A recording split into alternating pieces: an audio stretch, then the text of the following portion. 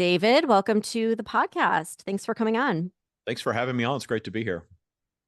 I am very intrigued. I want to know more about you. I know you're a channeler. Can you let me know, have you always been that way? How did that come about? Because I'm always curious when I hear people are able to channel, if this is something you've had since you were a child or how it all came about. Maybe you can give us some background. It is something that I've had since I was a child. I think we all have some version of it in us. We all have what I call source energy in us, and that's really what it is. I think the difference for me is that I had a set of parents that were very disconnected as I was a child when I was a child. So I never learned to tune it out. I think Mm. we all have it, but we learn to tune it out. Church tells us to tune it out, parents, culture, tradition, all these things. And I just wasn't exposed to a lot of those things very early on. And my parents were going through a divorce. My father left when I was 6. My mother didn't really want to be a parent after that. And so early childhood, even to age 6, they were sort of already broken. And I was the child that was supposed to fix the marriage, and I didn't. So they sort of ignored me. And so I really came to rely on the inner voice. And then as I got older, I just started questioning everything. I would hear things being told to me, and I would really think very differently than what I was being told to think. And it didn't work very well for me in school or Sunday school or anywhere else. It really kept me in trouble.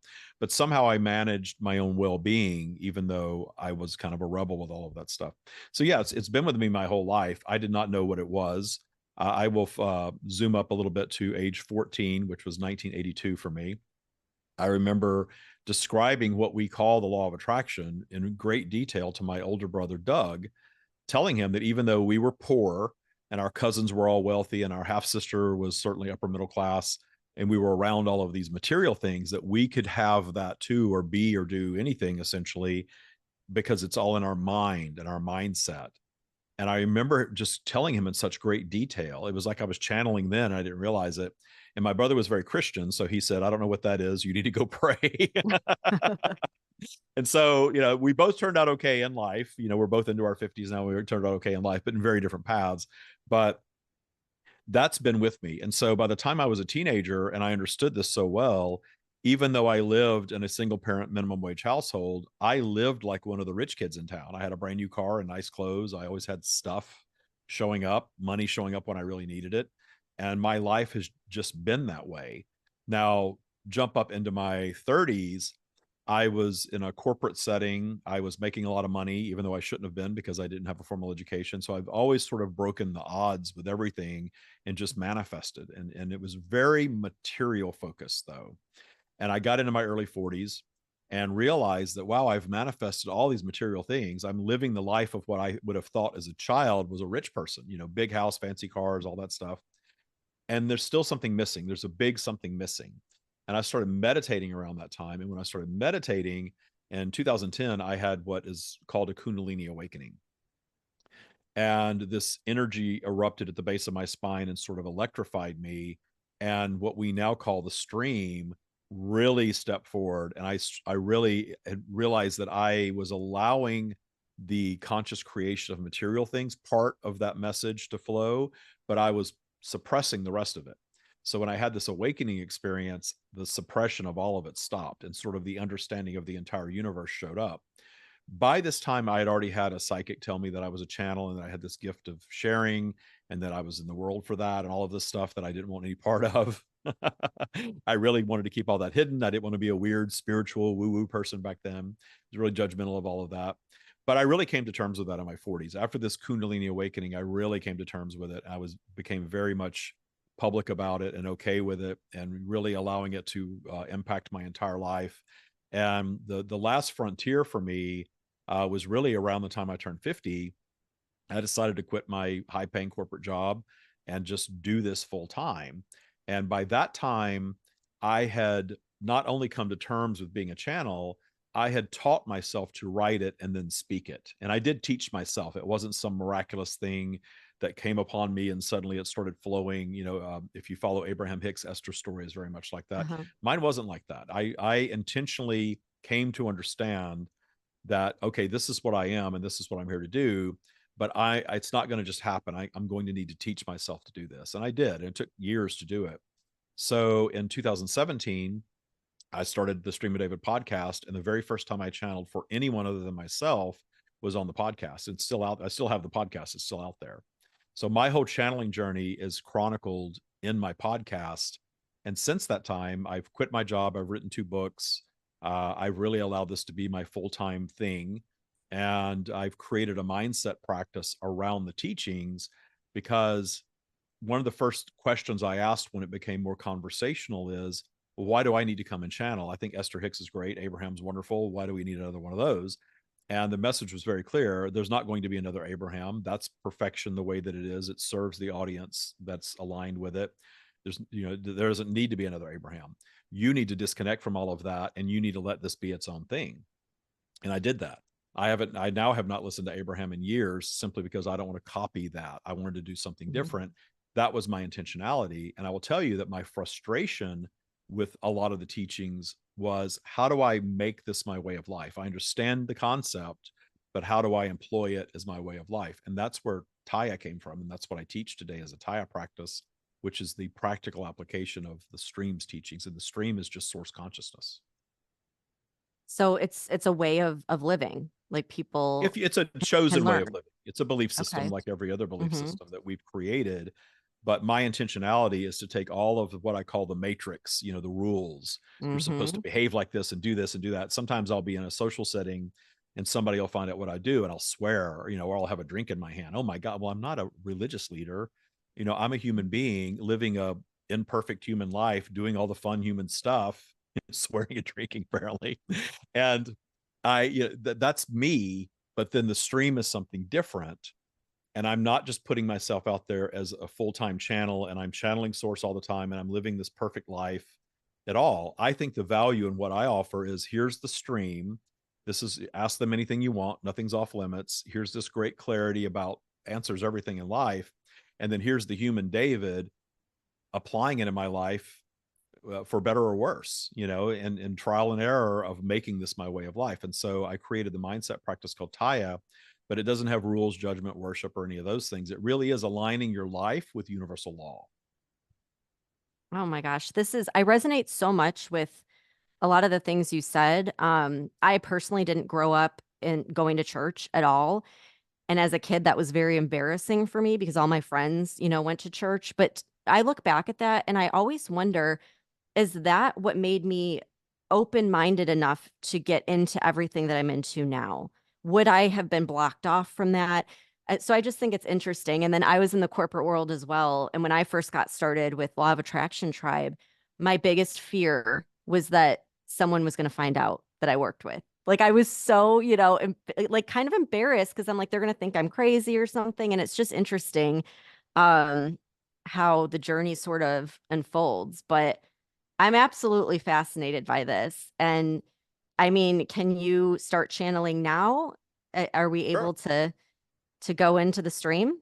Yes. Yes, we can. So what we do to do that is I will be quiet for a moment. I will do some breath work. I invite you and everyone else interacting, even if you're listening to this or watching this in the future, it doesn't matter, to do this meditation together and set the intention to receive what you want or need from the stream, and you will.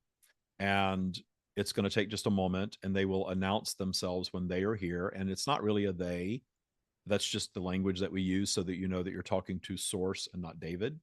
And I will say, sometimes people get really off put by saying, well, who does he think he is channeling source? We all channel source.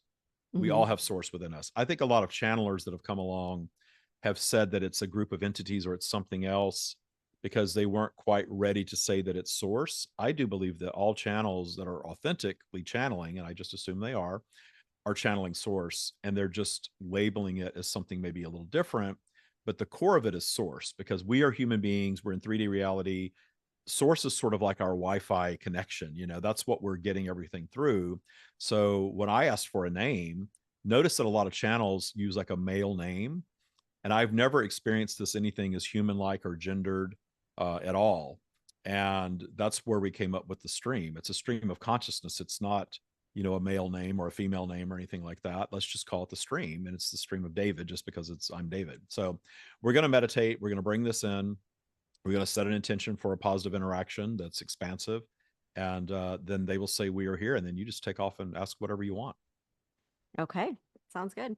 I do have to breathe to do it. So Yeah.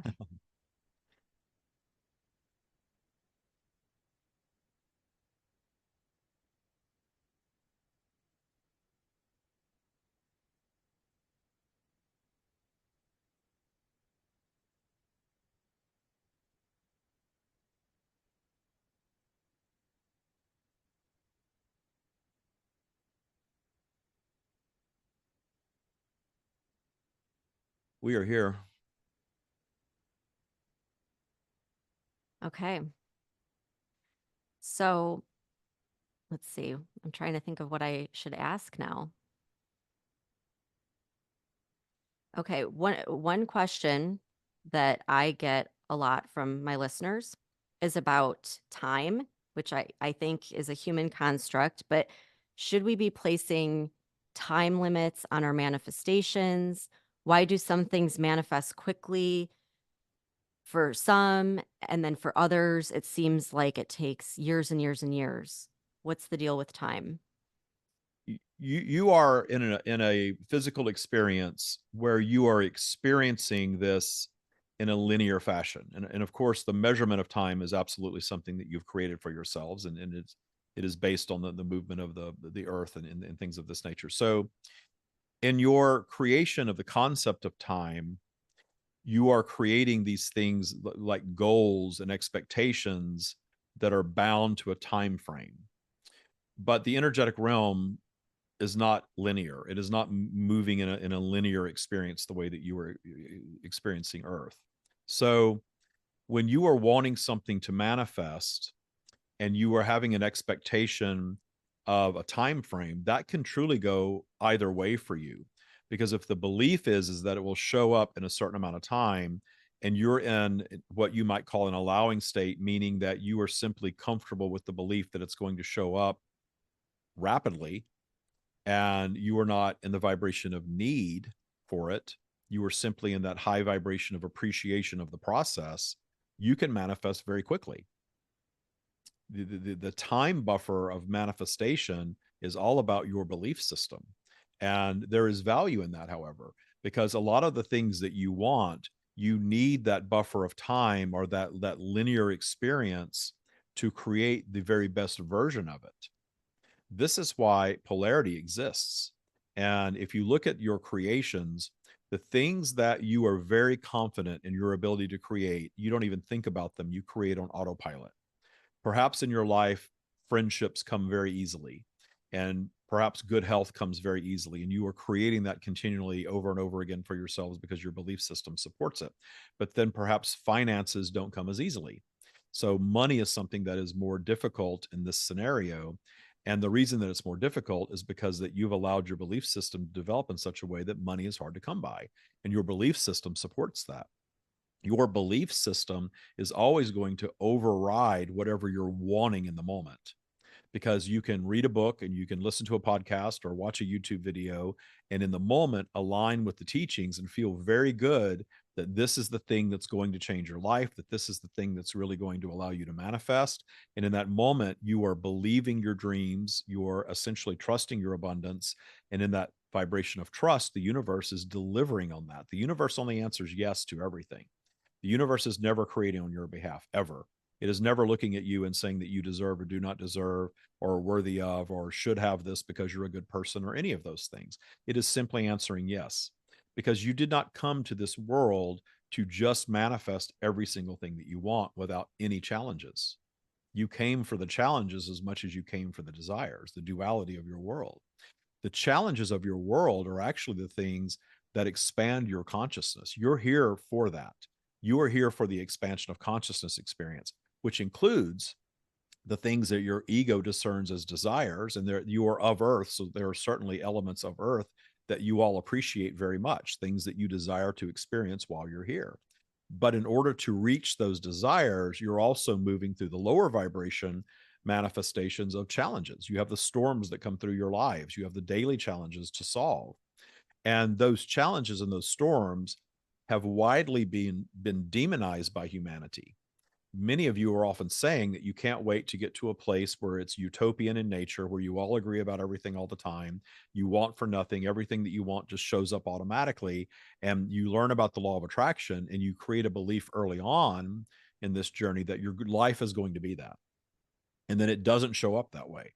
You have challenges in learning to utilize this because your belief system is something that runs on autopilot because you've spent a lifetime creating it. You're not just going to flip a switch and suddenly change that belief system. It's ingrained in you. It's your subconscious mind. It's your default vibration. So your life is a reflection of your default vibration, not your desires. So when you have something that's taking a long time to manifest that you really want, because you really want it and because you've placed so much weight on the manifestation of it, that's why it's taking so long to manifest. Because when you're in high vibration, you're believing it, you're trusting it, it's coming. But then you default back to your old mindset and you're canceling out that manifestation because you're up here, you're believing, you're trusting the universe is saying, yes, we are delivering this to you. And then your vibration drops a little bit and it starts to unravel. Or perhaps you've even manifested a version of it and you think finally the money's coming in. And then all of a sudden the well stops, the tap stops. And you think, what was I doing? I was manifesting this. Everything was going great. I don't recall doing anything specific. And now it stopped again. What am I doing wrong? This is very common in this journey. That is because your vibration dropped and your default lost some of that ability to trust. But what's really happening is the process of creation is what we guide you to focus upon, not just the law of attraction, because the process of creation includes these spinouts, includes these dips, includes these unravelings of the things that you deem important. But every time something unravels, that's presenting an opportunity to you to better ready yourself for it or make a better product. Think in terms of inventions. Think in terms of the devices that you all use. If you've ever studied the invention of the Apple computer, for instance, how many times that spun out and how many times that company almost went out of business and how many times their inventions did not work until finally at last they did consistently and then they were considered among the best. That time frame of up and down creation of a new idea, this is the best thing ever, we've finally figured this out, this is really going to be a great product, and then it all unravels and it doesn't work the way that's intended. But you have two choices when that happens in your creation process. You can give up and quit. There is no judgment from us for any of your actions, certainly not that, and move on to something else. Or you can simply continue the process of creation, noticing what's available to you in that lower vibration. What isn't working? What's stuck in the belief system? What's not working in the creation of whatever it is that you can better create in the next iteration? So your next iteration is you raise your vibration in simple appreciation of the process. And then all of a sudden, all of the clarity arrives in that higher vibrational state of how your creation can be made better. And then you're creating a better version of what you're creating. This is how you're all created. Your human form was created this way. That's what evolution is, always becoming a better version of yourselves, always becoming a better physical version of yourselves, always becoming a wiser version of yourselves, but never reaching perfection because perfection is not the goal in any physical environment.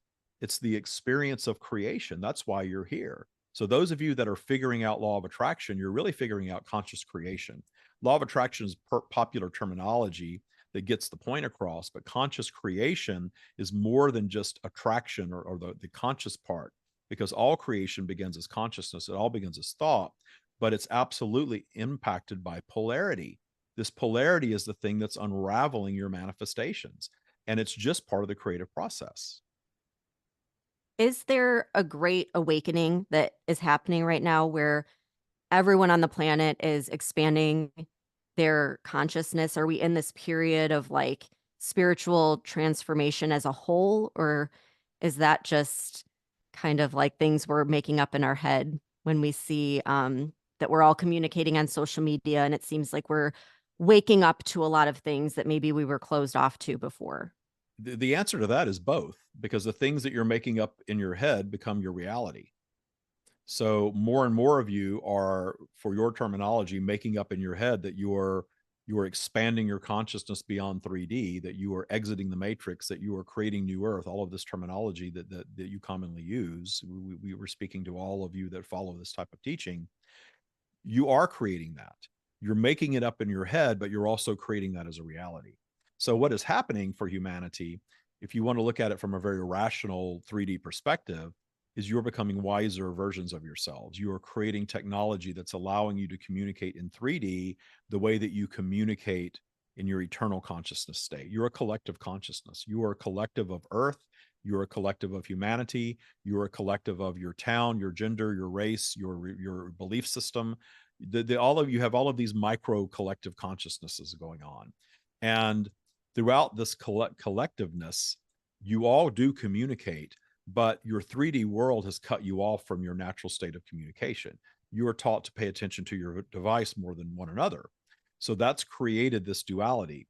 But in that duality, you are able to pinpoint like minded beings and get together and communicate in ways that you've never been able to do in recorded history, in your history. You've never been able to get together like this and communicate this way. This is relatively new, very new in your world to be able to do this. So you're getting together, and what you're doing is exploring conscious creation, which is how the entire universe is created. You're understanding what is human construct and what may not be human construct, like never before.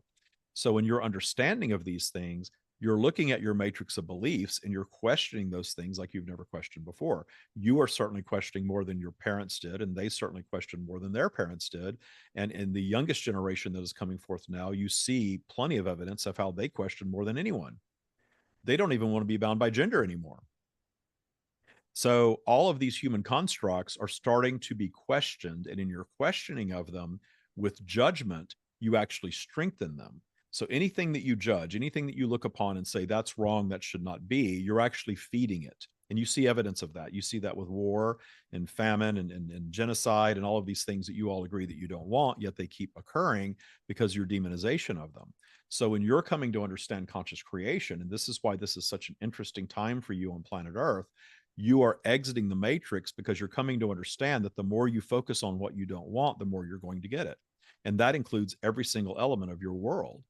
So, from a conscious creation perspective, you can't ignore what's going on in your world because you've created so many modalities of communication. There was a time where you were bound to your village and its belief system, and that worked. But then you started getting beyond your villages. You created modes of transportation and then communication. And now you have this ability to communicate globally. That could certainly create more strife in your world because you're seeing the very worst of everything. And there are many eyes glued to that. But many of you are coming to understand that the more you pay attention to that, the more you're bringing that into your world. And not only that, the more you're fueling that for the ones that you wish would not experience it. So now you're at this turning point where what do we do with conscious creation? Where we guide you, that's a bit unique in our teachings and what David is sharing, is that instead of trying to ignore it, which you cannot do, and instead of creating more of it through your damnation of it, find our perspective of it, which is a perspective of deep understanding, which we often label as appreciation. When we say appreciate war and famine and injustice, many of you will be turned off by that. We are not speaking of celebration. We're speaking of deep understanding, such deep understanding of your world's problems and your own problems that you no longer fear nor judge. That's the sweet spot of healing. And that goes for attracting wealth and material things as much as healing your life's transgressors and the things that create trauma for you. It all works the same. And certainly when you are in a joyous state of appreciation of all that is, you have truly moved yourself out of what you call 3D into what you may call 5D or more utopian experience, understanding that the world you are inhabiting right now, you came here by choice. Your soul very much wanted to have the exact experience that you are having. It's your ego that might be in opposition of that. Your ego might be saying, I want to be wealthier, I want to be younger, I want to be more beautiful, I want to be more whatever the matrix tells you that you're supposed to be, but that's just a belief system. So So as there you're might deep, be some suffering that we experience because we chose that experience to help expand our consciousness. indeed, all suffering is a product of that. All of it is. And the suffering part is actually your judgment of the experience more than the experience itself, because there are certainly things that you experience that you would not wish upon anyone else that you can look at very clearly and say, if I had not experienced that, I would not have also experienced this. And that really catapulted me to a different vibration. So I'm grateful for that thing that happened to me. It's not traumatic. It's not painful. There is no suffering in it anymore. I can now appreciate it. You all have some example of that because that is a more source-like perspective. And again, source exists in all of you. We flow to all of you.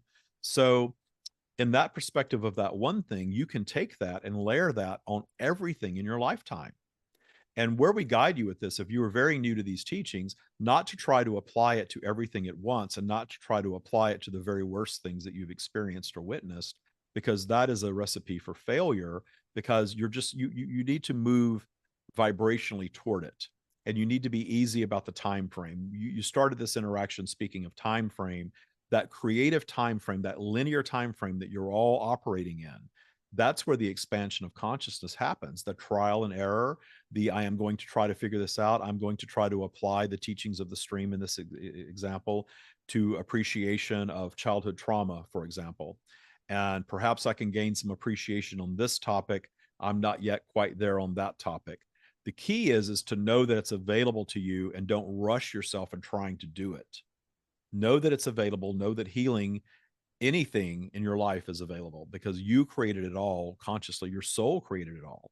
You had a soul desire to come and experience the exact point of entry that you experienced. And then everything that you did from that point of entry, meaning your point of conception, was a chance opportunity for your soul combined with your human consciousness, your ego, to create this expansive journey. And there is much expansion offered in a difficult journey. Your matrix of beliefs operates exactly in reverse of universal law. Universal law, consciousness first, believe it and it shows up.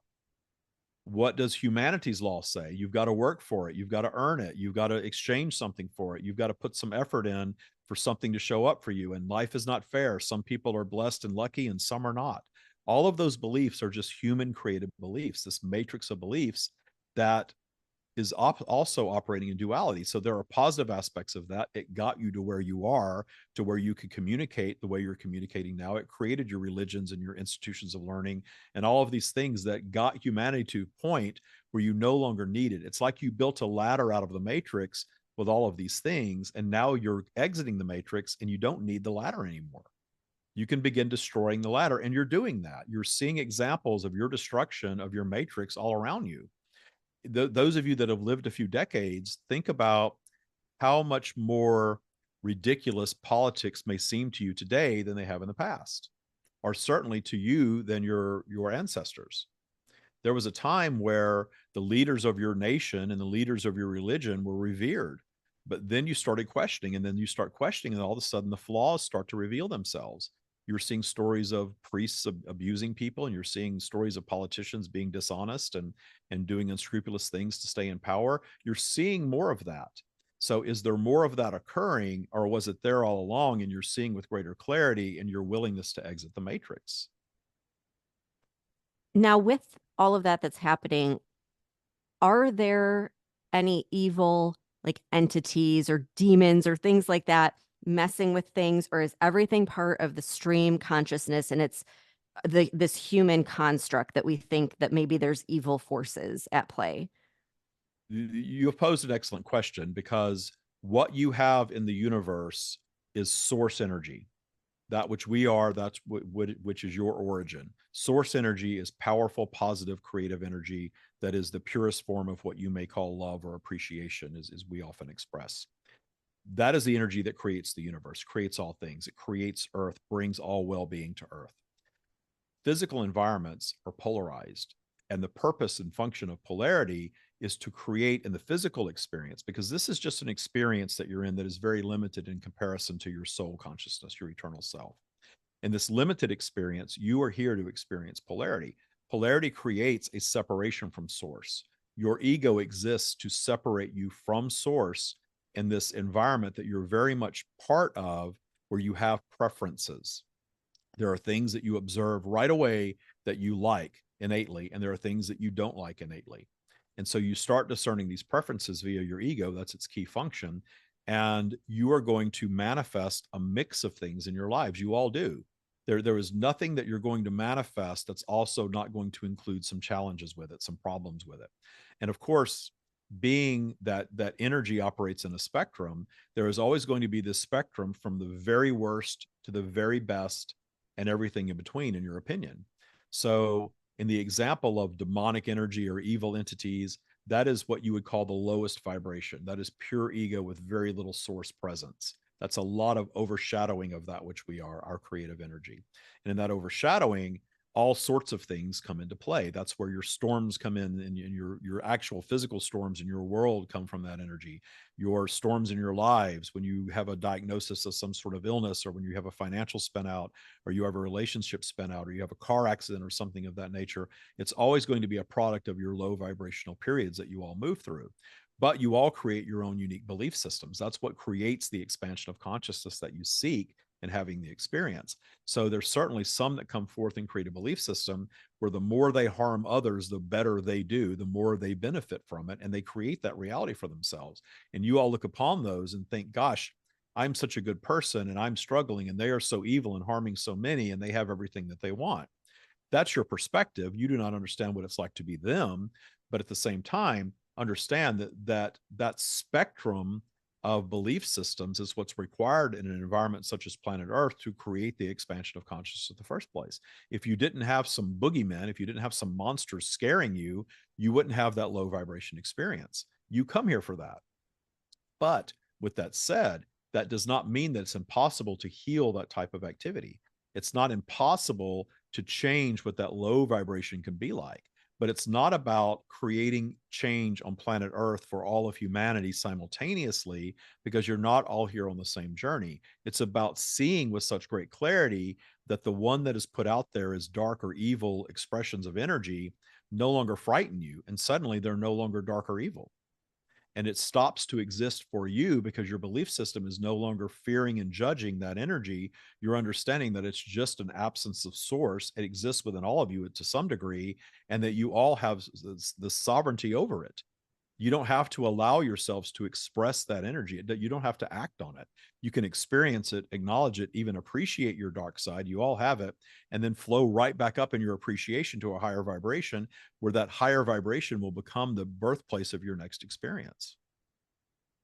So, speaking of the next experience, when we die as human beings, do we all go back to this source energy? And do we all of a sudden remember like everything? Do we forget our human lives? Do we immediately come back into the human experience? What happens? Again, this is an energetic experience. So it is something that is not a light switch where you exit your physical body and then suddenly it all makes perfect sense. It is very different instantaneously for you, absolutely. And there are certainly some of you that begin to experience that in the near death experience and then bring a lot of that awareness back with you. And that's by design as well. But when you fully reemerge into source energy, you are a strand of that which we are. And being so, you do have knowledge of all that is. That is well beyond your human comprehension, but you do. And in that state, you are all knowing, all seeing, you are eternal, backward and forward. So you know everything. You understand everything that you've experienced in your physical lifetimes, and understand that your physical lifetimes are infinite. You never stop manifesting in physical. You may move through a journey of no longer manifesting in the earth environment because you've experienced every aspect or every vibration of the earth environment, and you all do, and then move on to something else that's more sophisticated because the earth environment has readied you to move on to something else. But in the in between state, it's not really in between, because you're having all of these expressions simultaneously. It's all happening at once because it's all consciousness. Consciousness is eternal, it's not moving through linear. You're just experiencing something here as a human being on planet Earth that you are perceiving as linear, because the linear experience that you perceive is where the value of growth happens. So in your eternal state of consciousness, there is no growth, there's no expansion. It doesn't exist, but it's guaranteed, because source is forever expressing ourselves as independent strands of consciousness in infinite physical environments that are all polarized. They all include challenges. There is not a utopian planet somewhere where everyone is agreeing, everyone is operating in the exact same vibration, and there's no ego present, and no one wants for anything. Everything is perfection. That is how you exist eternally. But in that eternal existence, you want nothing more. We will use the term want because it's an earthly term, but for lack of a better term, you want nothing more in that eternal state than to come back and express yet again in physical, because you understand the value of it. And then another question that I think about all the time, what happens at night when we sleep? and we have dreams? Are we just reliving the day subconsciously? Are we connecting spiritually with source? Are we meeting, like if we have a dream about someone who's passed away, are we actually communicating with them? What can you tell me about the state of sleep and dreaming? All of the above would be the easy answer to that, but we'll go a bit deeper in that you are absolutely expanding your consciousness beyond your 3D human experience in that state. You are operating in that eternal state of consciousness all the time. You just have this ego that's very much in gear when you're awake. When you're asleep, you sort of taken that out of gear and you're running more on an autopilot state so your physical vehicle can have the rest that it needs to recharge for the next day or the next period. And in that state of consciousness, you are a source being. You are reemerging more into that source consciousness, but your ego is still present. So your ego is the thing that is creating the visuals and the emotions for you, and that the emotion is the physical feeling of the energetic realm, and the visuals are simply a product of your belief system. So if you are highly afraid of snakes, for example, and suddenly you're stressed about something in your life and you're seeing lots of snakes in your dreams, that's simply an expression of your dominant vibration at the time, the experience that you're moving through at that time. You'll have these disruptive dreams. Notice that when you're really stressed or really happy, when you go to a more extreme pole, you will remember your dreams perhaps more because they'll be a bit more intense, because there's more energy flowing both positively and negatively during these periods for you. And your mind is going to create visuals and emotions that reflect the vibration. The same thing happens in a near death experience, or when you use a substance or deep meditation to sort of lift that veil and really allow more source energy in, when you're sort of seeing the other side of things. Your ego is still going to create the experience for you. It's sort of like it's taking all of that information and decoding it in such a way, sort of like the way that a television operates. You're getting a signal to your television one way or the other, and your television is decoding that signal and giving you a picture. That's what your mind is doing for you in your dream state. So when you dream about someone, your mind is connecting with their energy, and however you're dreaming about them is how you're connecting with them in that moment. So if you're thinking of them in a very high vibrational way of appreciation, you are going to dream about them in a light that is very positive for you. To give an example of this, David had a lot of detuning to do around his mother. His mother was very abusive to him very early on and ended up disowning him for the last 20 years of her life. She was a major transgressor for him that he needed to detune. And he understood that after many, many years of this work, he had finally authentically detuned her when she appeared to him in a dream state in a way that he knew that she would have loved to have been as her human self when he knew her. And it was nothing like her real life. But in experiencing her that way, he was not even interacting with her in the dream. He was witnessing her as if he didn't exist, because in her dream life, he didn't exist. So in her dream life, she didn't have children. In her dream life, she lived by the lake. She had a beautiful home. She had beautiful clothes. She had little dogs running around. Those were the things that she appreciated. That's not how she is in her eternal state. That's how he perceived her in the dream, understanding that this was the very best of her as he knew her. And that's how he's experiencing her now, because all of the negative aspects have been detuned. Wow. Wow. So, okay, back to suffering. If we're going through something in the human experience, let's say there's an illness or something like that, is it really up to us as part of our spiritual journey to heal ourselves and focus on the outcome we want? Or can we ask for your help? Can we ask for source energy to come in and heal us and help us? Or are we kind of, it's like up to us, it's part of our mission and growth and evolution to figure it out on our own here on Earth? You can always ask, understand that your belief is creating the reality. So if you are enjoying our words, or you are enjoying your own connection to us, not necessarily via David, because you have it, and you are enjoying that, and that lights you up, and you give great reverence to that, then asking for it in belief that you will receive it, because we are the source of all creation, that is absolutely going to work for you. That's why prayer works for those that truly believe in prayer, because they have created an image of source that is a deity that they respect very much and revere very much and believe can create on their behalf. They're giving away their power, but we do not judge that. They are simply choosing an experience of believing in the deity, believing in the religion, and praying in belief that they're going to receive. So there is nothing wrong with that. If this is something that highly resonates with you, and you label what we are sharing here via David as source, or your own connection as source, and want to ask for things in belief that that's how it's going to show up, these ritualistic type things hold great power for you because you are in a physical action oriented environment. But understand that you are the creator of the healing. Even your physicians, your medical community by and large will say those that believe that they will be healed and have a successful surgical experience will heal and have that experience more often than those that don't. Belief trumps. Your scientists are coming to understand this. Your medical world, certainly your militaries understand conscious creation. This is not something that is esoteric and out there and woo woo. This is very mainstream. There are just many that don't fully understand it, so there's still a lot of ridicule around it. You all ridicule the things that you don't understand. So those of you that have sort of come out of the closet as spiritual seekers, you have to detune the concern about being ridiculed, because once you do and you fully allow that to be your mode of operation, your whole world begins to transform. That is the true exiting of the matrix. The true transformation from 3D to 5D is understanding that perfection already exists in your world for you. It's all a matter of your perspective and how you are choosing to perceive it. Wow. Okay. And then the other thing that I think about this a lot because I guess it doesn't fully make sense to me, but if we are talking with a medium, for example, right? And we're speaking to loved ones that passed away, are we really speaking to them or is this just source energy coming in?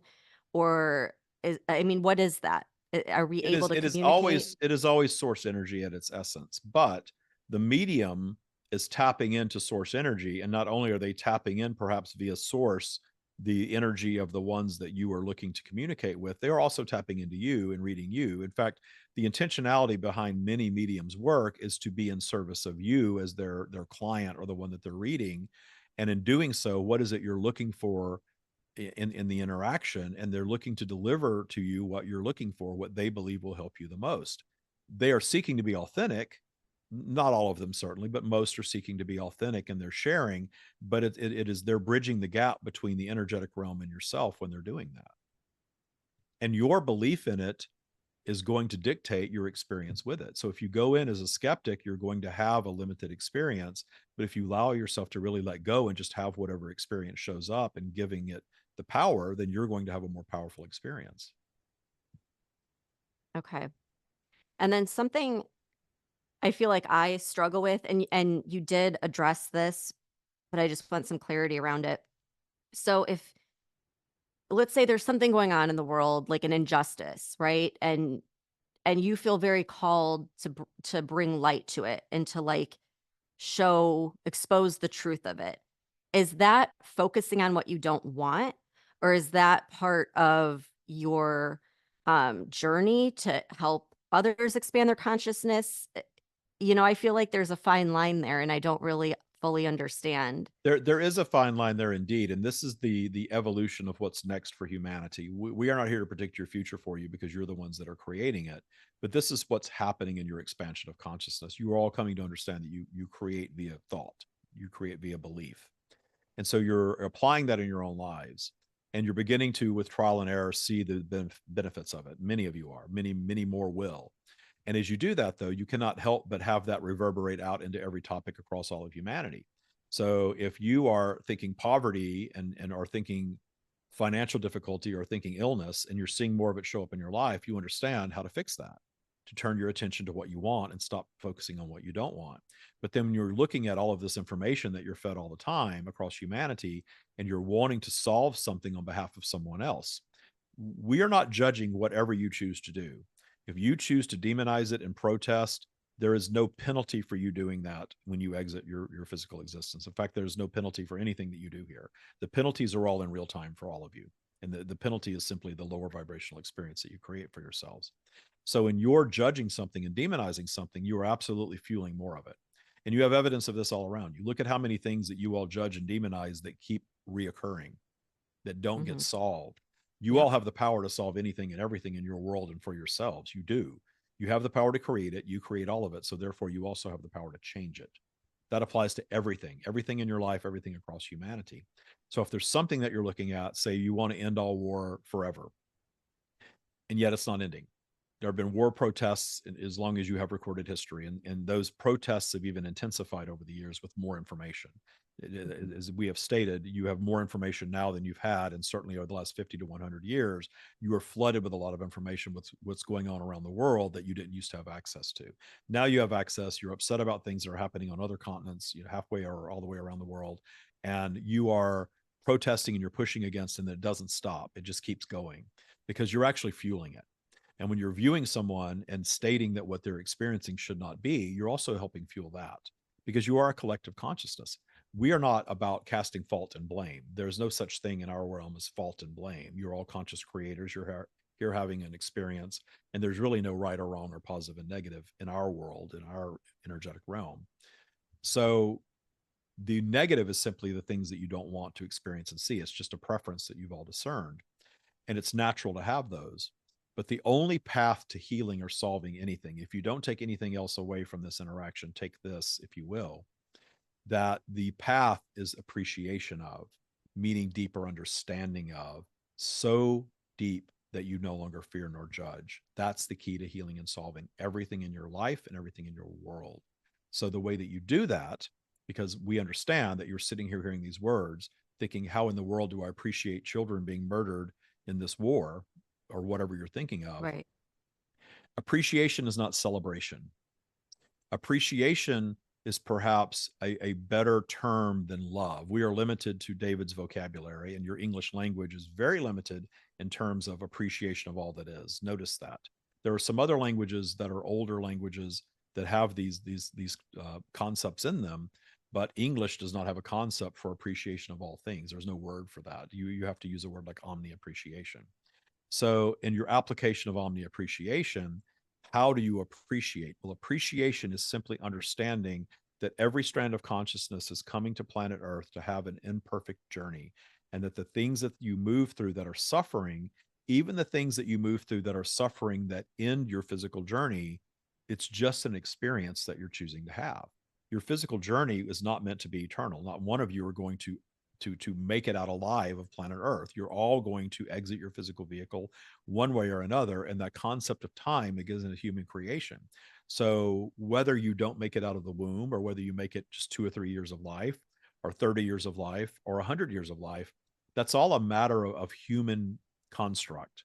That this is right and that is wrong, that children should never die, that you should live to be a ripe old age. That is a human construct. And we will give you an example of this that will be very helpful. When you choose your point of entry, you are choosing your point of entry to planet Earth based on the expansion of consciousness experience that your soul is seeking. If the soul is seeking greater expansion of consciousness, meaning a more sophisticated experience that will move you more into the core of source energy, you are going to choose a difficult path, potentially. You're going to choose the parents that aren't ready to be parents, perhaps the abusive parents or the drug addicted parents or the parents that are living in a war torn country or a member of an oppressed minority, for instance. Also, you might choose illness very early on. And the example that we're going to give you are the young children that come with terminal illness and they live just a few years. And then when they depart, you hear the stories of what a bright light they were, what an old soul they were. Hmm. Very common in your world to hear this. Yes. Because Yeah. they are, because you are witnessing a more advanced strand of consciousness that is choosing that experience. And that's going to deliver experience, of course, for everyone around, but they have the experience. The judgment of the experience is a human construct. The judgment of life and death and what a child is supposed to be to a parent and a parent to a child is not wrong, but it is a human construct. So you've created this concept that parents are supposed to be good and love their children unconditionally and stick around and be there for their child. And the child is supposed to be healthy and happy and live this wonderful life and become educated and get out into the world and contribute and be a good person. There is nothing wrong in any of that. That is all things that you all want. And the things that you want keep you motivated through this lifetime. But you don't all get that. So the ones that don't get it have a choice. You can not get what you thought you wanted and spend the rest of your days suffering in the loss of it. And some do. And that's an experience that expands consciousness, or it can enlighten you. You can move on and say, I had this child that lived to be 5. What a bright light they were. How much I learned, and Mhm. become a teacher of that and make that your experience. There's expansion of consciousness in that as well. We are not judging either experience. You can have that experience and plunge in depression to become a drug addict and commit suicide at some point over it, if you so choose. There's expansion of consciousness in that. This right wrong human path, and that, oh, that must be evil, the stream is evil, saying that it's okay to end up in suicide. It's just the clarity that you're all creating these things, and you're becoming sophisticated enough now to comprehend that, which is why you're summoning this level of consciousness through David, and why you're here having this interaction. Even if it upsets you a bit, you're here listening and you're paying attention and you're connecting, and you will move away from this interaction and perhaps need to come back and listen to it a few more times, as you typically need to do with our teachings, and fully understand that that's true, that it's just a matter of perspective and opinion. And I can have the suffering experience, or I can simply choose not to suffer in it. I don't have to label anything as should not be. I can simply appreciate what was, the being that was in this example, and appreciate them and appreciate the time that I had, and make my life's journey be more enriched by that. I can choose that. And how magical that is for you.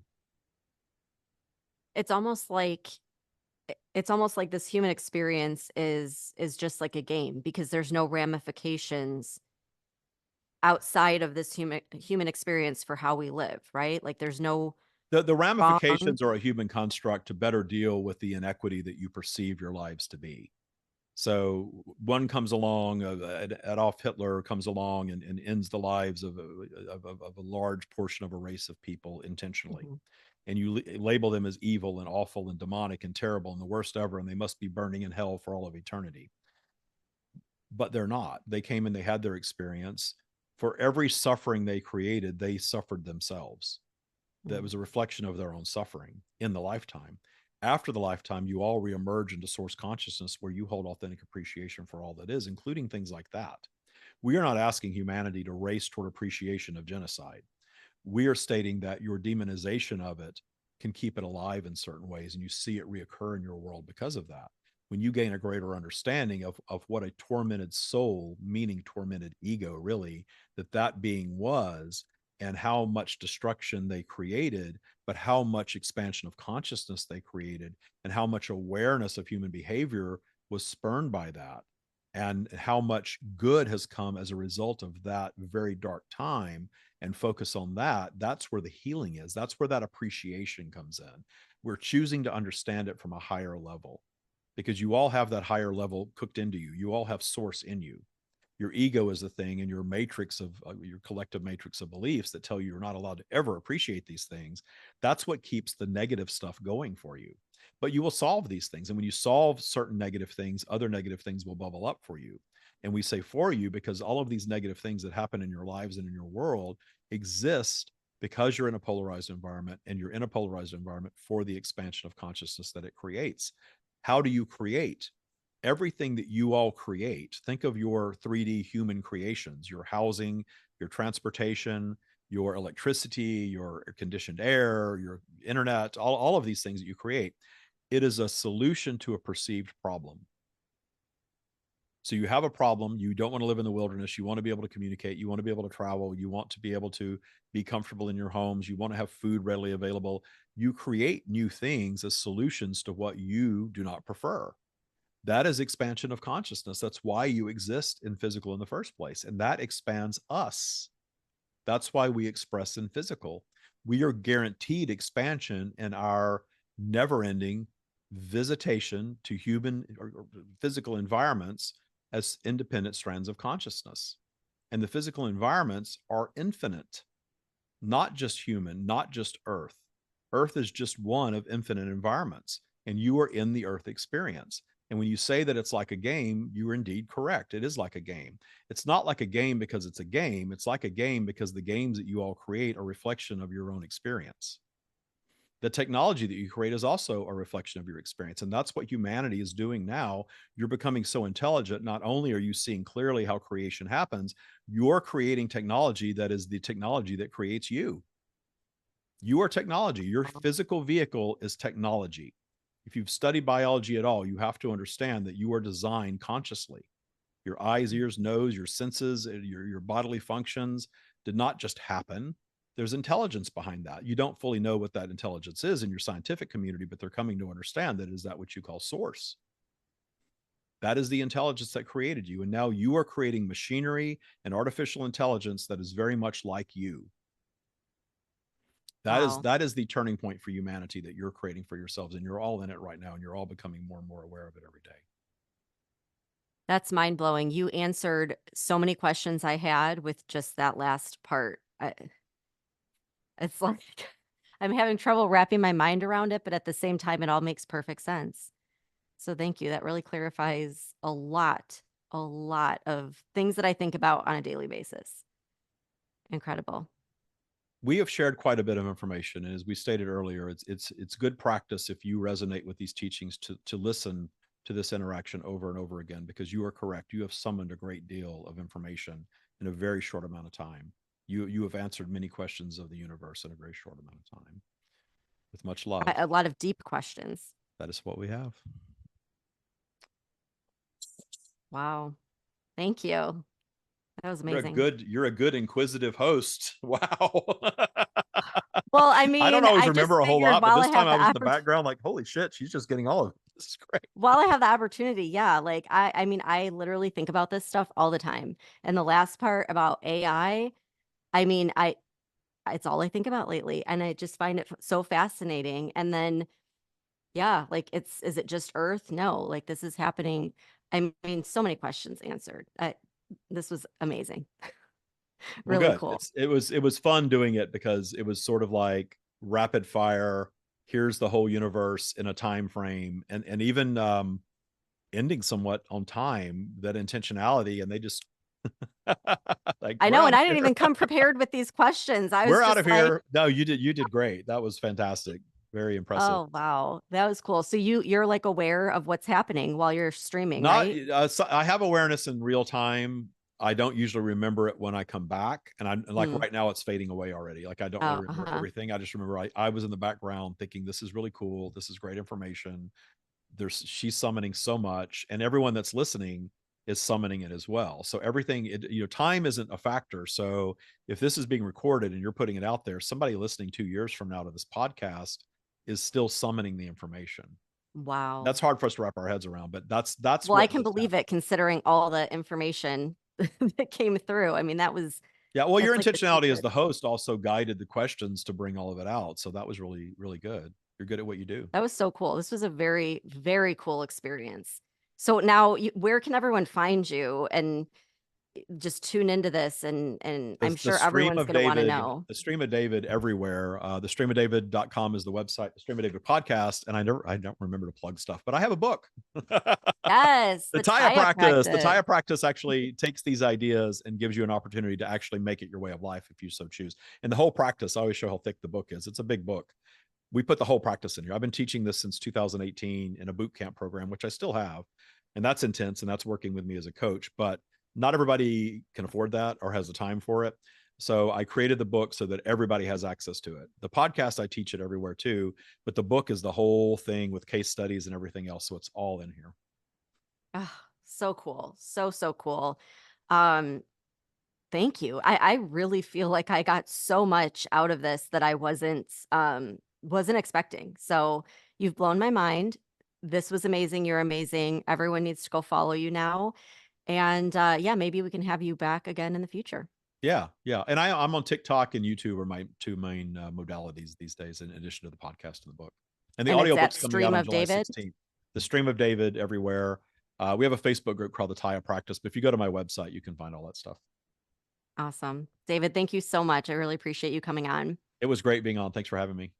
Thanks everyone for tuning in, and we'll see you back here next week.